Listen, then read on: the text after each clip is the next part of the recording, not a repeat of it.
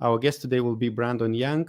He's known in the industry as really good data scientist. He has a software called Data Dive, which is getting popular right now, and he will be presenting his strategies, how you can validate the products. And before we continue with the content, I wanted to mention that this session is part of the Seller Fest Online Virtual Summit, and we have 3 companies supporting this event, and the first one is Carbon 6. It's a suite of tools that makes it simple to optimize and streamline every aspect of Amazon business, no matter if you are beginner or advanced seller. Check the link below in the description.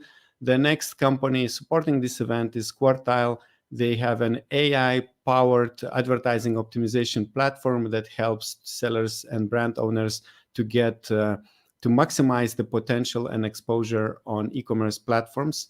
And last but not least, Getida is also sponsoring this event. They are Amazon audit and FBA reimbursements company. They help you to get money back from Amazon, which owes to you as a seller. You will find the links to all 3 companies below in the description. And this session I'm hosting together with Lisette Lees. She works with different Amazon brands and hosts Orange Click videos. Hello, Lisette. Hi, Augustus, and hi to everyone watching us right now. I'm really happy to bring Brandon to the stage to join us to talk about how to develop products at scale using data. So, hi, Brandon. Hey, good morning. How are you? Well, good afternoon where you guys are. Yeah, nice to have you here today. So, before we go to the details, could you first introduce yourself and tell us a little bit about your background? Yeah, so my background is finance and entrepreneurship. My family owned, a wholesale construction supply business.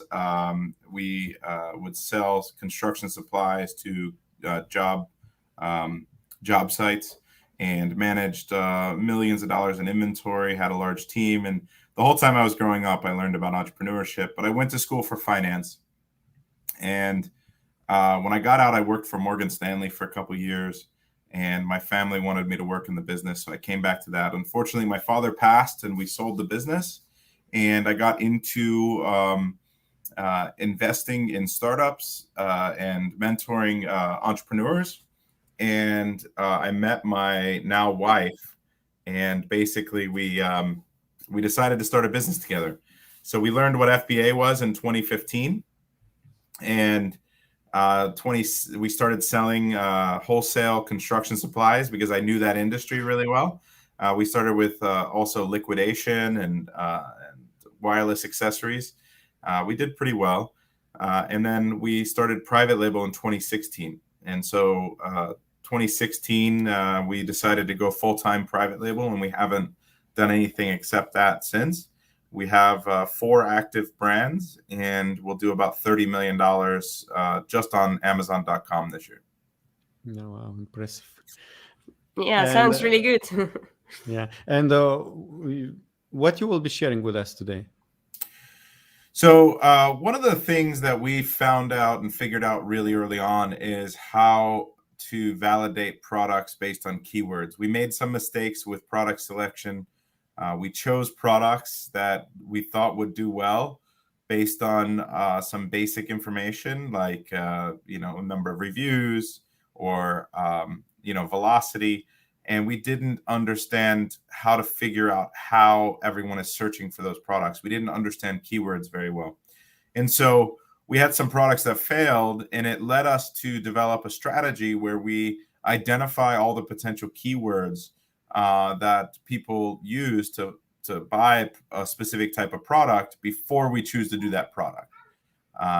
So what I would say is that led us to create what we call a master keyword list, and to put into place a system for analyzing a product and deciding the risk of the product, how risky it is, and the opportunity of the product.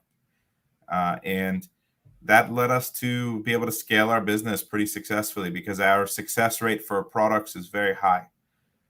And today I hope to show you not just that method, but also talk to you a little bit about how to scale from 7 figures to 8 figures, how to create a real company.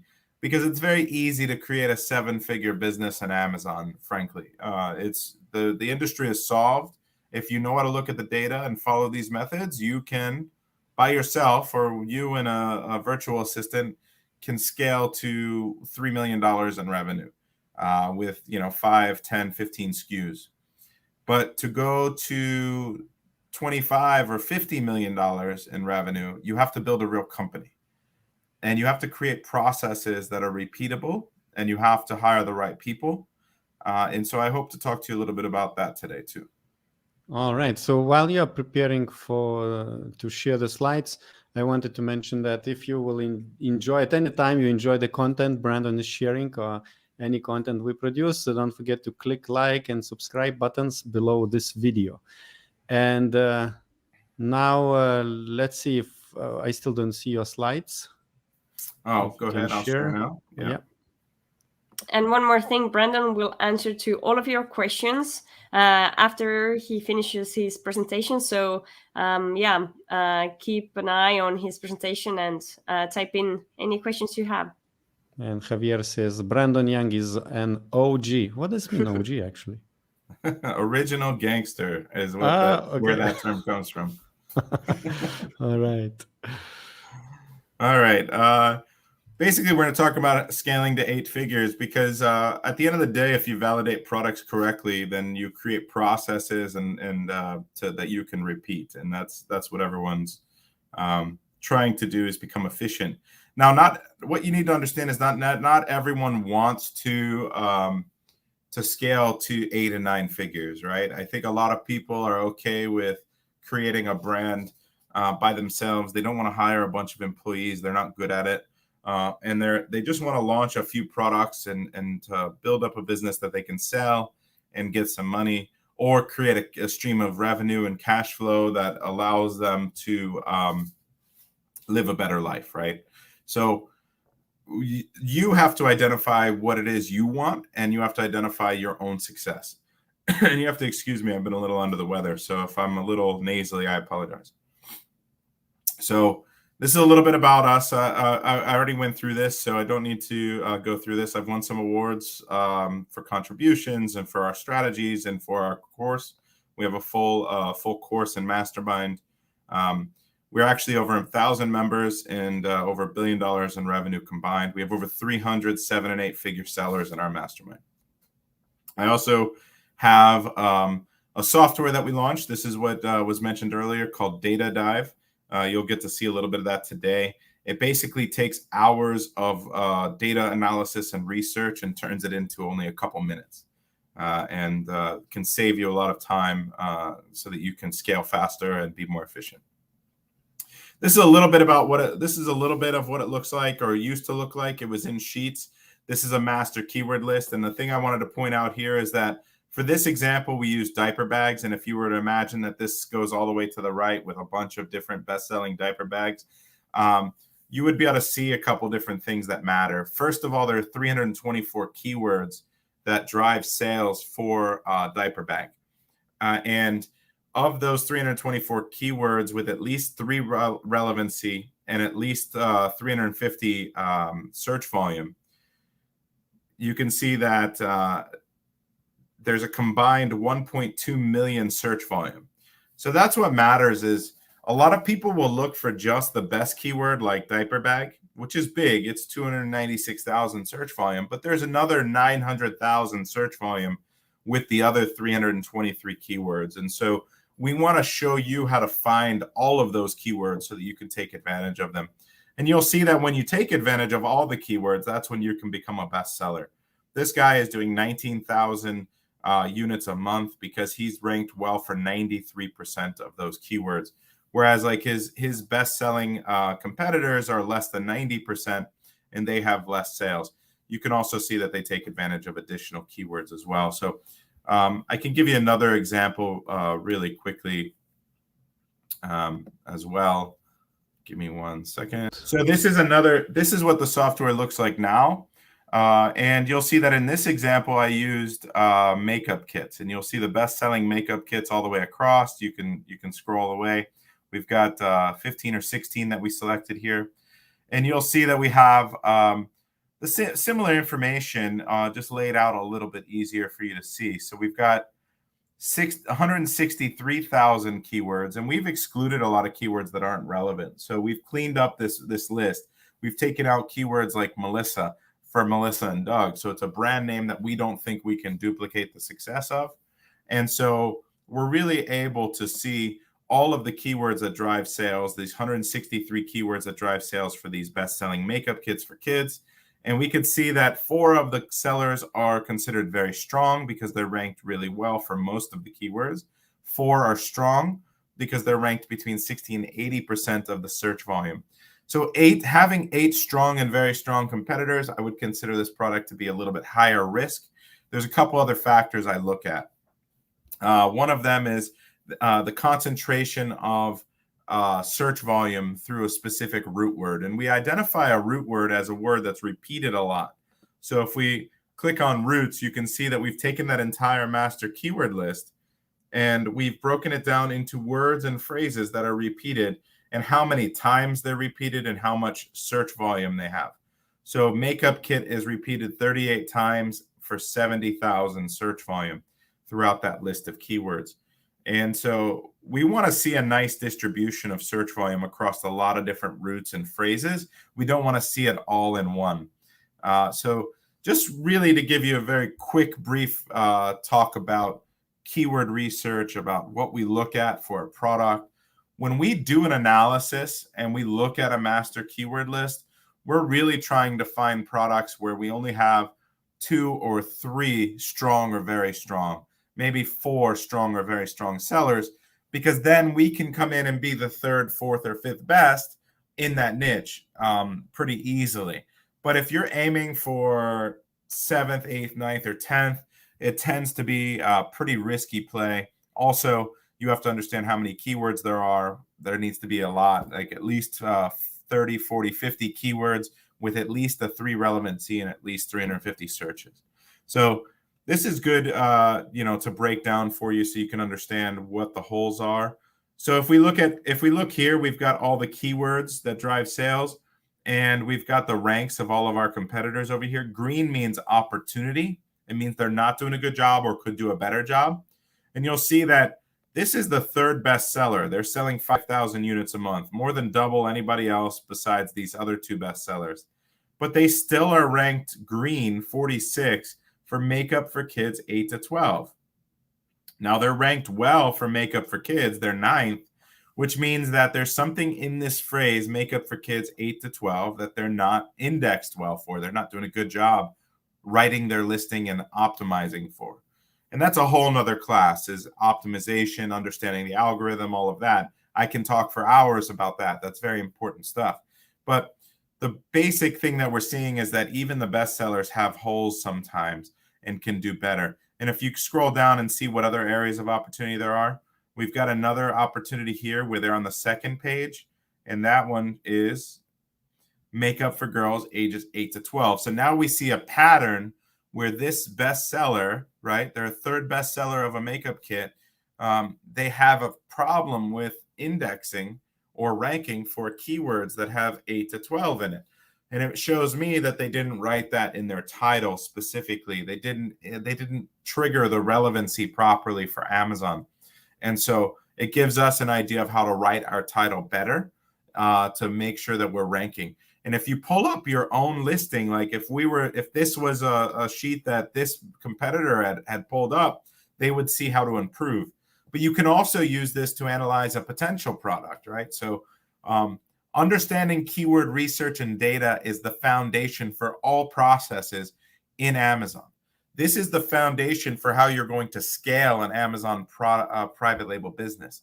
So if you have a product that you want to do, you can analyze whether you should do it, what the risk is, what the opportunity is.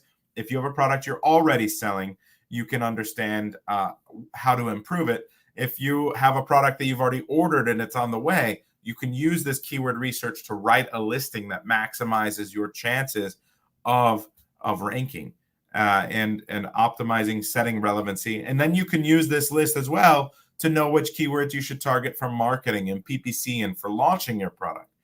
So the process, everything everything we do in Amazon comes from data. It comes from keyword research and data and analysis of our performance, analysis of our competitors. And that's how we set up all of our repeatable processes.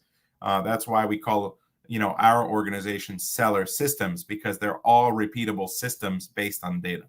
So I'm going to go back to the presentation and show you a couple things about how to take these processes, how to launch a few products, and then how to scale that to 8-figure.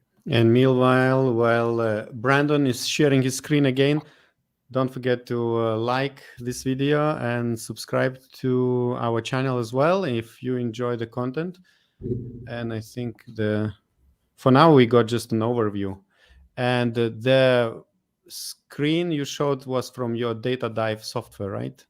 Yeah, that's from DataDive. That's you'll have a special subscription opportunity with Orange Click as a code. So don't subscribe yet, but it is datadive.tools, and you'll get a special discount.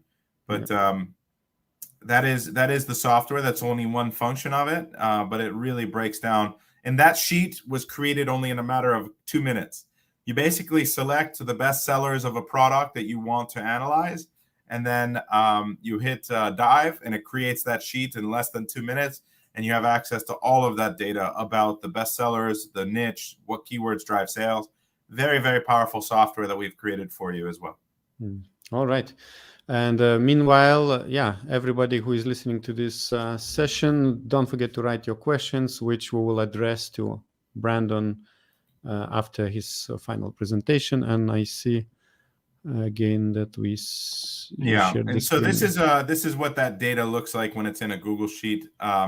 And then we also talked about I talked a little bit about ranking, writing a listing that indexes and ranks well. That's really important. We have a listing builder built in to the tool that analyzes how powerful your listing, how likely it is to rank well. We call that ranking juice. So we actually score your listing. And what we do is we break down that master keyword list and how well your competitors have written their listing. And you can see just from this example that we were able to write it a little bit better for a higher score. We were able to get exact match for a lot more keywords. And it gets much deeper than that, but that isn't what this is about today. So what I want to talk to you about a little bit is that there are several different levels once you start selling on Amazon of an organization, an Amazon seller's organization. So the first is just the founder. That's when you are deciding to potentially do this business. That's when you start learning. That's when you find a good mentor, you find a good course, you start learning content, and you spend time educating yourself on how this business works, how the algorithm works, how to do proper keyword research, how to choose products, how to develop products. And then you'll probably still by yourself order that first set of samples and place that first order. And then you might rely on some VAs and some agencies. So level 2 is when you start needing some help. You'll understand how to do something, but you'll find an expert in that area that you can hire that can just do that single task. So it might be photographers, video editors, Photoshop editors, content creators. It could be someone doing your customer service for you. And this is where you can start to give parts of what the job is that you don't really love doing, and that is easy for someone to do, that's very repeatable, right? And you can, in level 2, the amazing thing is that in level 2, you can go to $3 million and up. Really in this business. If you think about, if you find a single product that sells 20 times a day for $25, that's bringing in $500 a day in revenue. That's over $150,000, over $400,000 a year in, 365 times $500. It's $180,000 in revenue, right? So if you find just 5 products similar to that, you're at over $1 million. And so what we try to teach you is that you can find products and launch them with a very high success rate. The way that we're going to teach you how to scale your business is that you have to understand how many of those products are likely to stick and to remain good products. and how many of those products are going to fall off or that you're not going to continue with, so that you can create what we call leading activities. And we're going to get into that as well. But with just 5 to 10 products, you have a multi-million-dollar business if you follow that same type of formula. And then sometimes people do it faster because they'll find a more expensive product or a product that sells more per day. We like to hit a lot of singles and doubles. We like to find products that don't have a ton of risk. So we don't mind a product that sells 20 to 40 times a day. And for us, that's fine. But other people like to try to hit home runs. And so they'll try to hit a product that sells 200 times a day or 500 times a day. And you have to understand that that's much more competitive, much more difficult to compete, and much more expensive. So that when you're wrong or when your product doesn't work, you risk losing a lot more money. And so you have to balance that, right? We treat our portfolio of products and our brands like a stock portfolio, like an investment portfolio. We've got a percentage of our products that are low risk, a percentage that are medium risk. Most of them are medium risk. And then we have some that are high risk. And so we will diversify our product selection based on the risk of the product. And our capital is taken into consideration as well. The fact that we will launch over 150 products this year with the same methods that I'm talking to you about means that we can diversify that risk a little bit more. But for someone that doesn't have a lot of money that wants to start this business, you probably should start with lower risk products to build a foundation of cash flow that you can reinvest. And so that if you are wrong, it doesn't wipe out all of your capital and hurt your business or bankrupt you. So you have to understand how to properly mitigate your risk and how to look at the data. Now, level 3 is going to be the founder. That's the founder plus specialists. So this is when you want to go to 10 million. If you want to take your business from 3 million to 10 million, you need to start filling out what we call your org chart. Now, don't get me wrong. I'm going to show you the org chart. It looks something like this. We've changed it a little bit since I did this originally, but I was running a little behind. But it's similar to this. But you have an org chart. And what's interesting is that even when you're the only one in the business, you still have an org chart. The difference is you're wearing all of those hats and sitting in all of those seats. So if this is your org chart, basically your name is under every single one of these. And so you are the head of sales, you're the head of product, you're the head of creative, you're the head of B2B, you're the head of supply chain, you're the financial manager, you're head of HR, right? You're head of admin. You are doing all of those things.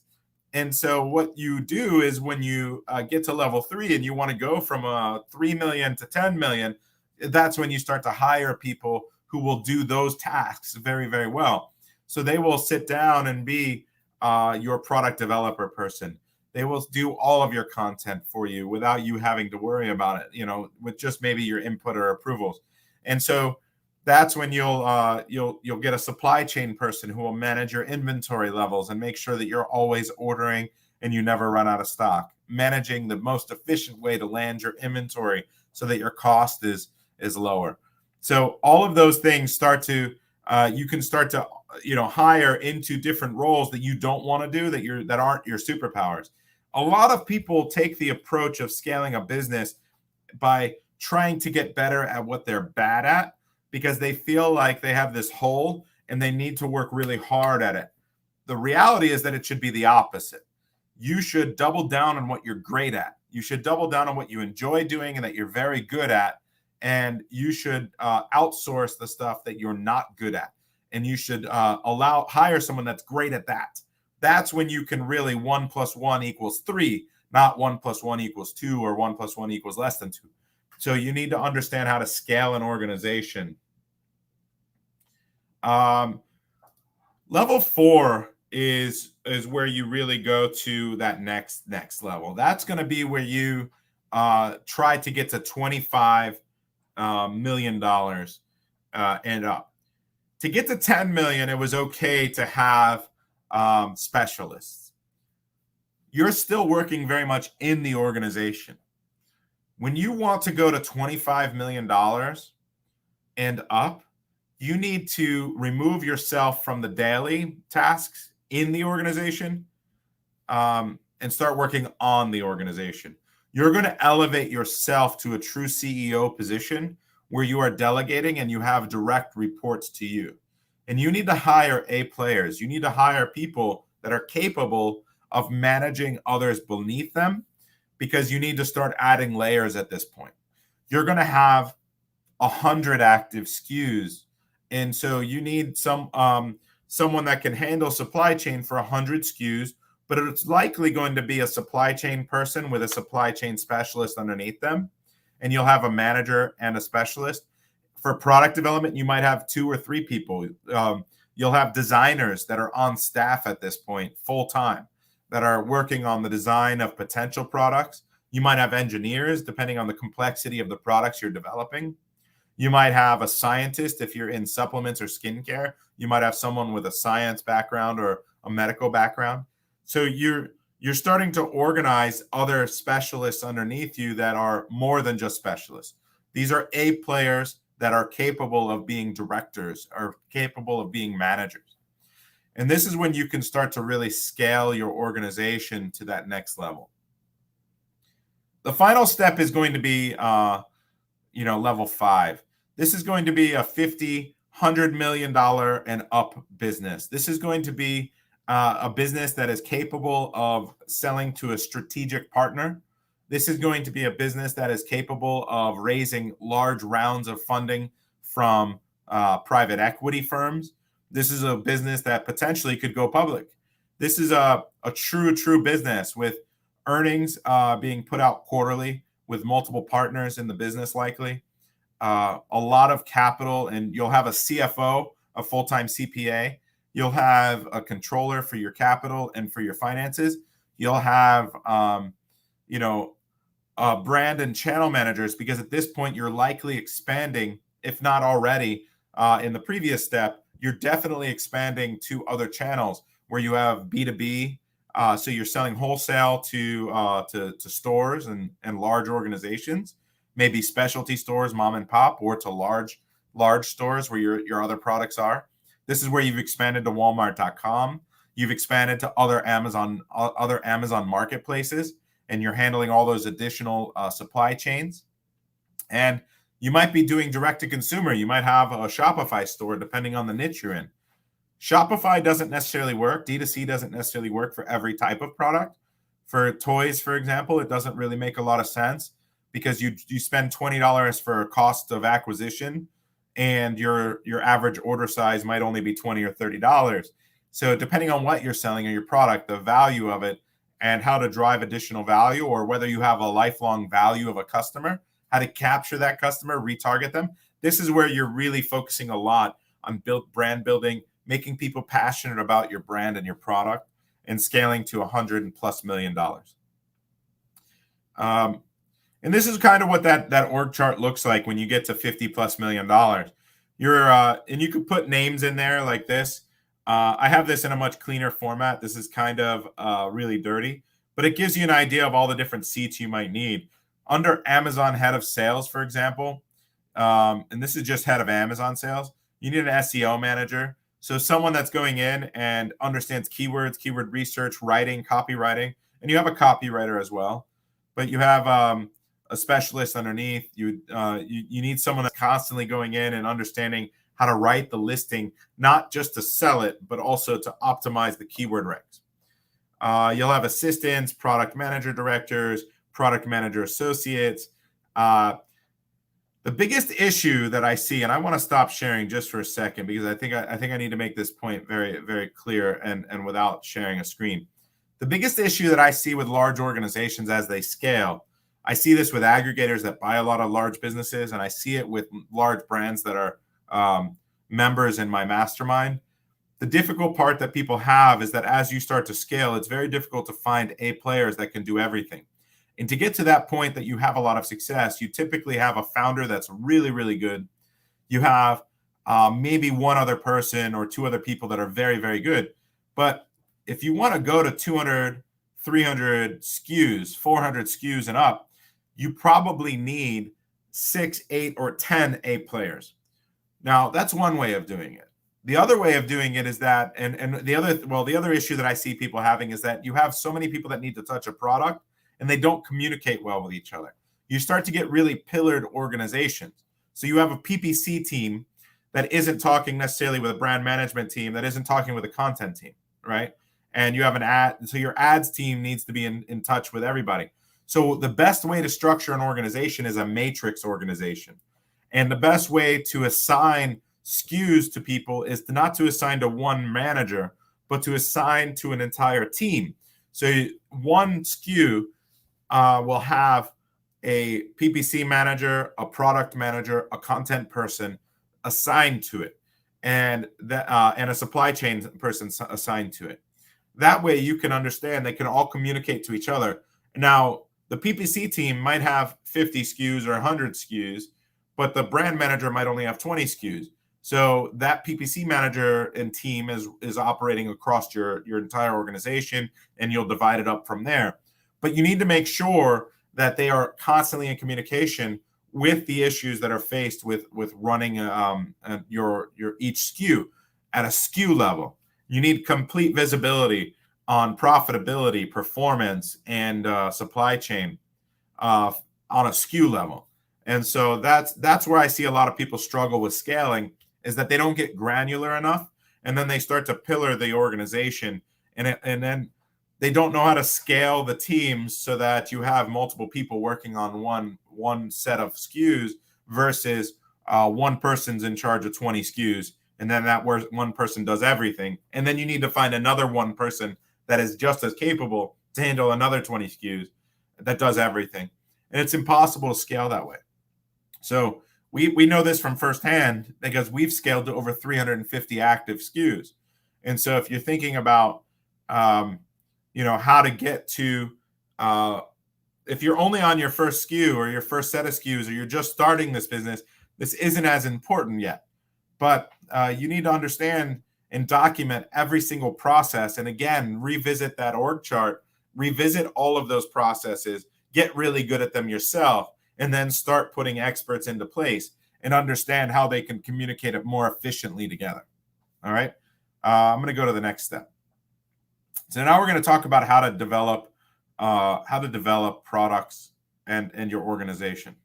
All right. So the biggest thing that you guys need to keep in mind with scaling and with organizations is that you have to set a goal, right?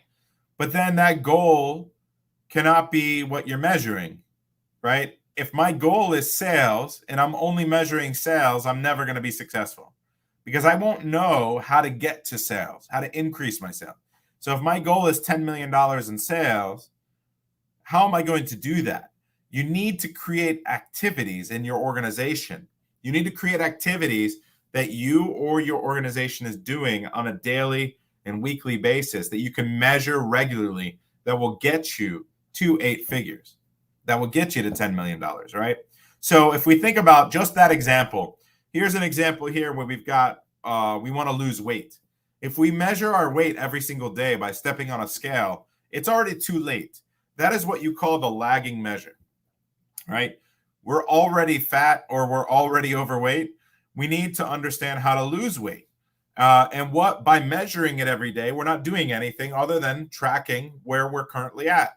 So in order to lose weight, our leading activities need to be counting calories, exercising a certain amount each day, things like that. Those are leading activities. If I know that every single day I ride my bike for 20 minutes and I know that every single day I stay under 1,500 calories, by the end of a month, by the end of a week, I should see the progress. I should see that I've lost a pound, 2 pounds, 3 pounds in the week. And then I know that my goal to lose 30 pounds will require either 15 or 10 cycles, right? So in 10 periods. So you need to understand what is the goal and then what are the leading activities. And then as you measure frequently each period, you can check a box. Did I do the leading activities? Yes. How much progress did I make towards my goal? I made X, percentage. Am I on target to hit that goal by the target date? Because your goal needs to be 2 things. It needs to be specific and it needs to be measurable. So you need to say, I want to lose 30 pounds by a specific day, specific and measurable, right? So I'm going to give the example of sales. And we're going to talk more about these leading activities, but I'm going to give a better example about sales because I think that product development requires a few things.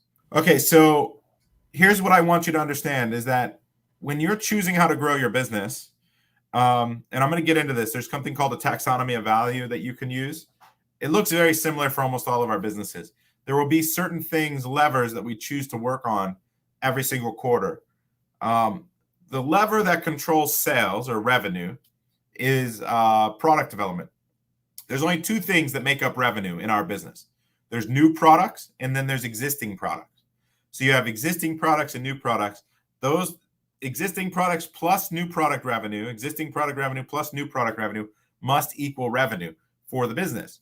So if I want to grow my revenue, I can do two things. I can grow my existing revenue for my existing SKUs, maybe improve those, make them go faster and optimize them, things like that, right? There's different levers in there I can do, optimizing for conversion rate or traffic for the existing SKUs.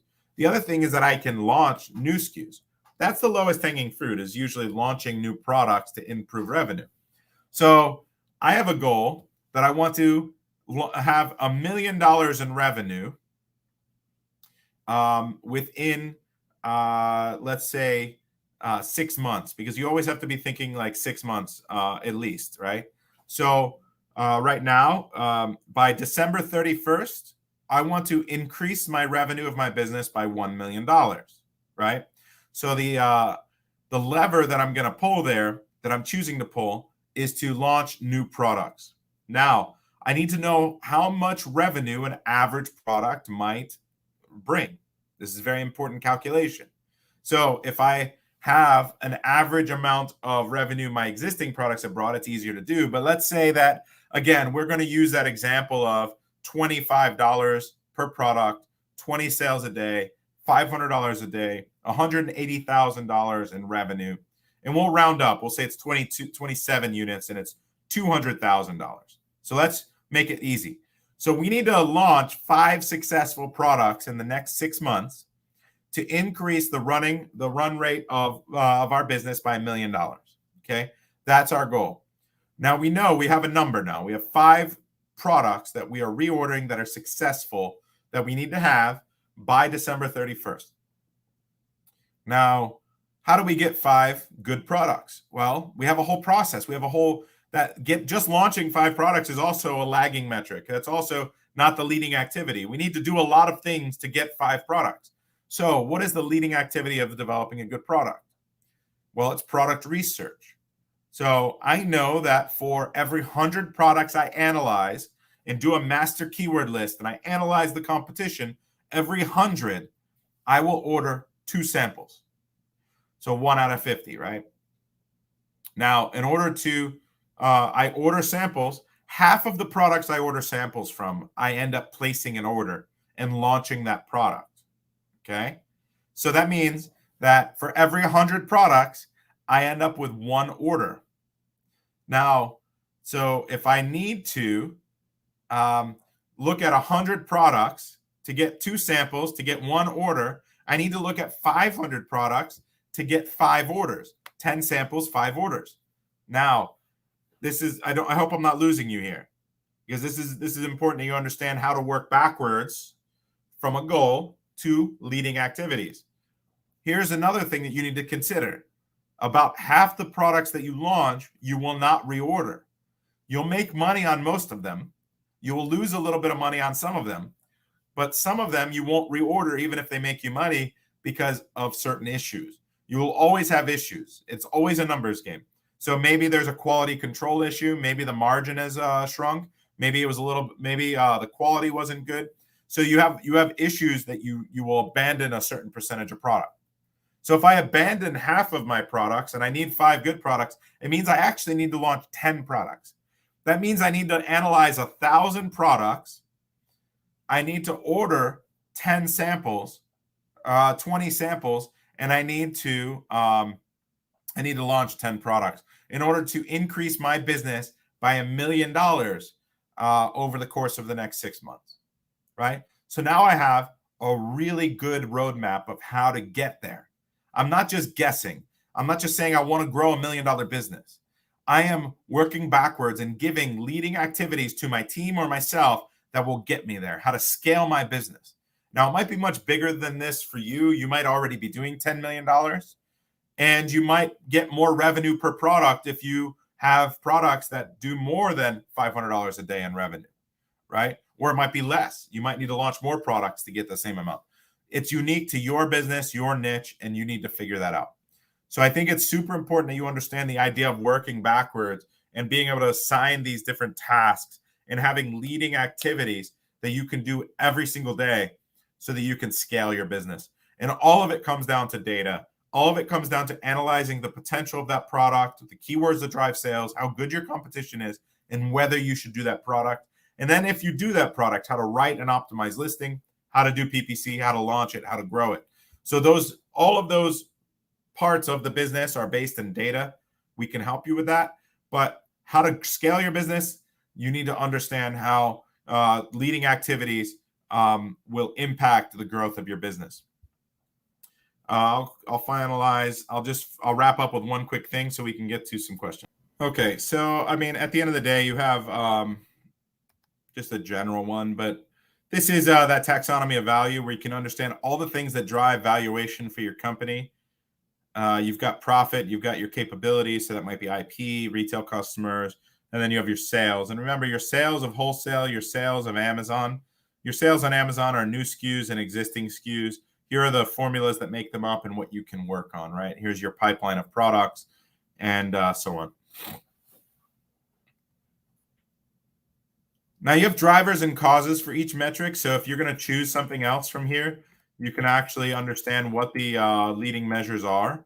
So if you have different click-through rate goals, you have different how to improve your click-through rate, and improving your conversion rate by a simple 0.5% can be the difference between ranking top 5 and top 20 and can increase your revenue significantly. So you need to understand how to what are the leading activities to improve conversion rate.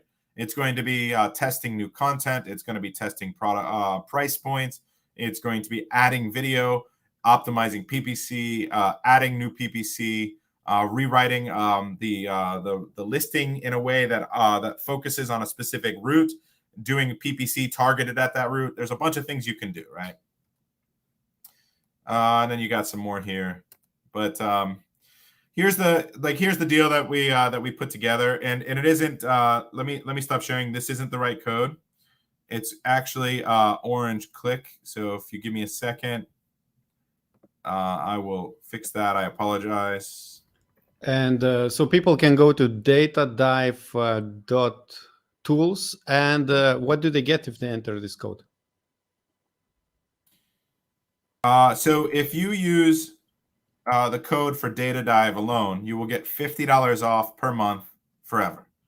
So instead of $150 a month, and think about this product saves you hours per day. Just using it once a month pays for itself. You will use it every day. And but instead of $150 a month, it's $100 a month with the code Orange Click. Perfect. So I will write here this one, and we'll write the code Orange Click. Here it is here. Oh, that's perfect. Spelled correctly, right? Yes, all good. Okay. That's also going to save you $1,500 if you join our mastermind. Again, we have 300 7 and 8 figure sellers now. We do weekly live calls to ask any questions. So for Q&A, just like this, you can ask questions every single week. And then we have 5 to 10 classes that we go deeper on a subject every month as well. We pair you up with other members that live in the same time zone that have similar level businesses.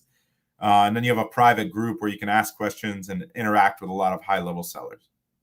So either way, and then there's if you join the inner circle at that rate, DataDive is $50 a month instead of $100 a month with the code Orange Click. So either way, you get a discount, and you're more than welcome to join either way. Perfect. and you will find links below. And now we have like about 10-15 minutes for questions, and we have many of them. So let's start with the first one from Sparks Secret. How do you select which products among the comparable products? By BSR of the same category? Yeah, so Sparks, that's really a great question because it's not just the same subcategory. A lot of times products can fit in multiple subcategories. The most important thing for me, you're going to do multiple dives and multiple sets of analysis. The most important thing to me is that I am always finding the best sellers. They could be in different categories and ranked well on different keywords. We have a function where you can add them to the data dive tray as you find them in different areas and then run a custom search and dive that way. So I recommend doing that. Now, you're also going to, you might want to look at the broad market. So in the example of the diaper bag, you might want to look at all the backpacks only. And that's a sub niche of diaper bag backpacks. But then you might also want to look at all the best-selling diaper bags at all. Could be the totes, it could be the backpack, it could be the expandable one, but it's just the best sellers. So that way, when you look at both sets of data, you get an idea of where there's an opportunity, maybe in a sub niche or in the overall niche, and what keywords are different amongst the different styles or the different types of products. So I think it's important that when you look at data, you look at it from different angles and you really understand the market. All right. Next question by Worth the Wait. Worth the Wait. What's the profit on a $3 million product based on your systems? So profitability goes down over time, as you scale, typically, because you're going to bring on more overhead, and the faster you scale, the more money is being spent on product launches, which are very expensive, and your margin is very small in the first couple months of a launch, right? So, for example, my business is currently running around 13% net margin, net. Because I've launched 150 products this year. You know, I've launched over probably 75, and I've got another 75 launching. So next year I'll launch 250 products. I'm going to continue to scale my business as fast as possible, and I'm okay. But if I stop launching, I'll have products start to fall off. So I need to maintain that. But if I slow down, my margin will go up.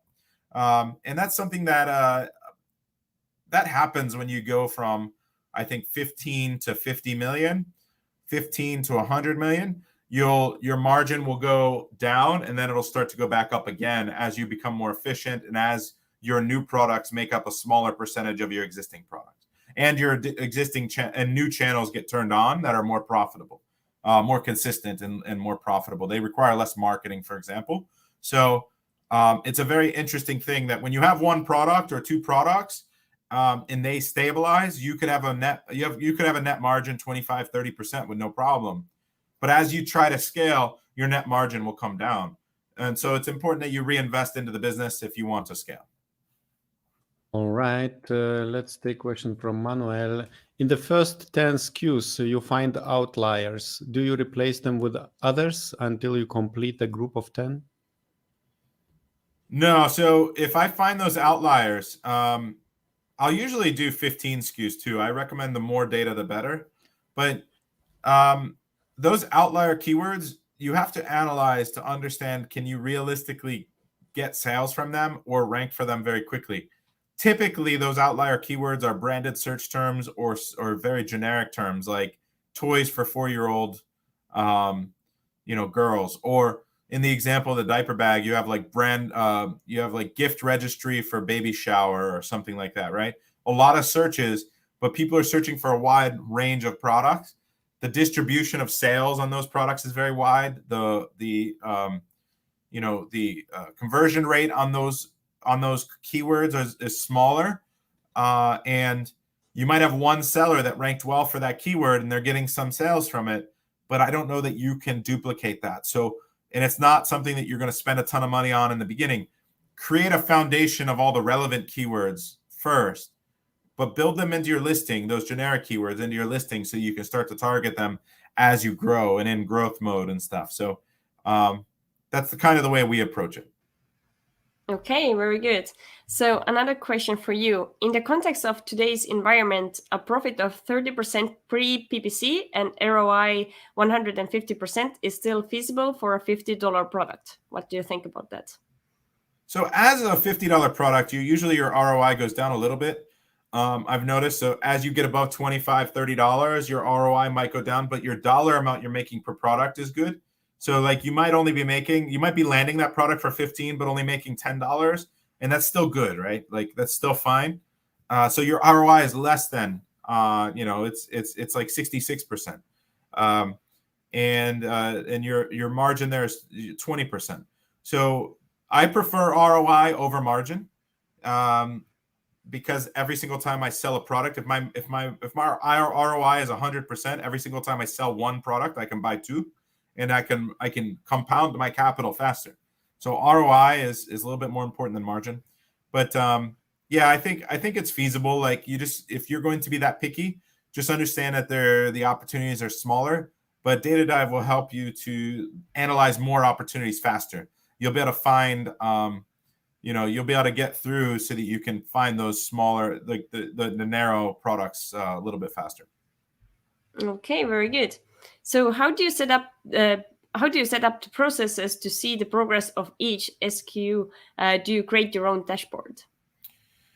We use an ERP out of China. Most of my team is in China, and we have a great ERP system that tracks the performance of our different employees.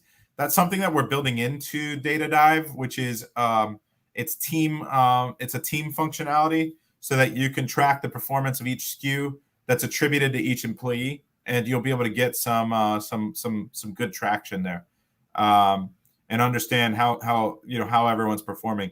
Remember, every SKU is different. Everyone has outside impact from external factors like competition. You have things that are outside the control of your team, like maybe you have an issue with your supply chain. Maybe you have a customs inspecting.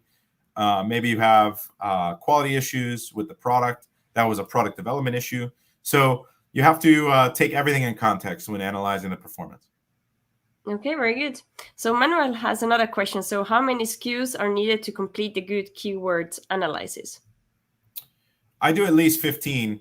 You can do 10. 10 is fine. It'll give you a pretty good snapshot, but the more data, the better. So I try to find 15 good sellers to analyze. Okay, perfect.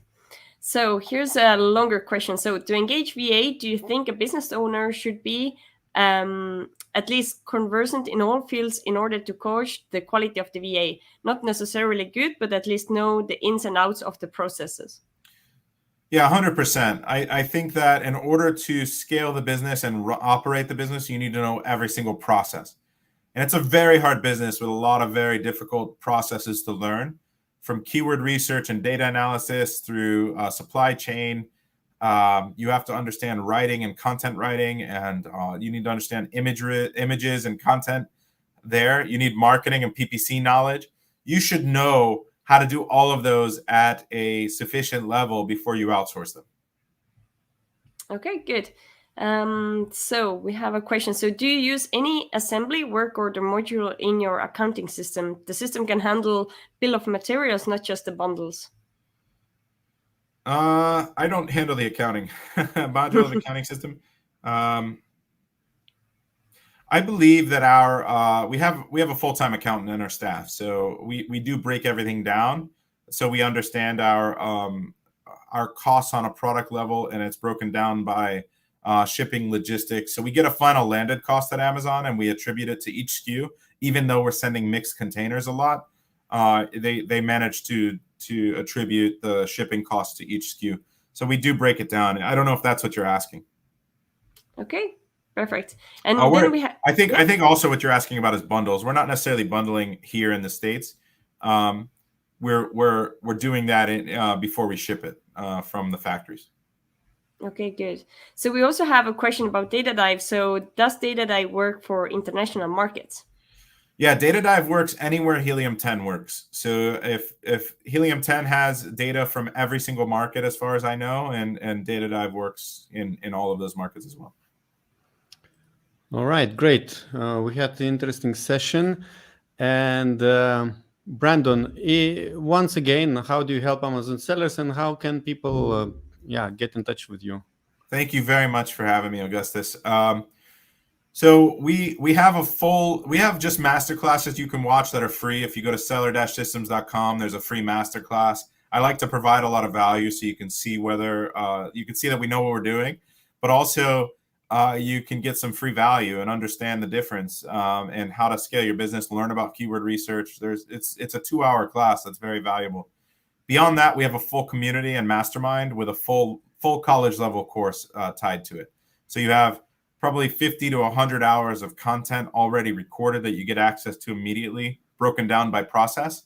And then you have a community with, again, over 1,000 sellers with over 300 7- and 8-figure sellers and weekly live calls. So we typically do those calls around 5 o'clock in the afternoon every Monday or Tuesday because we have a couple hundred Australian students, and that's the morning for them.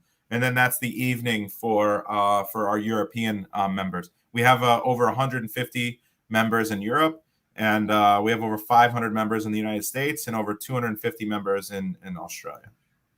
Perfect. So you will find some links below in the description. And if you use datadive.tools, use the code OrangeClick, and it will give you $50 off. Thank you very much, Brandon. And thanks. Thank you. I appreciate it. Great to be here, and enjoy. I'm going to be tuning in for the rest of the conference. You got some amazing speakers. Yeah, cool. Thank you. Yeah. And talking about the speakers, actually, we asked every speaker to bring us some additional value, a VIP session.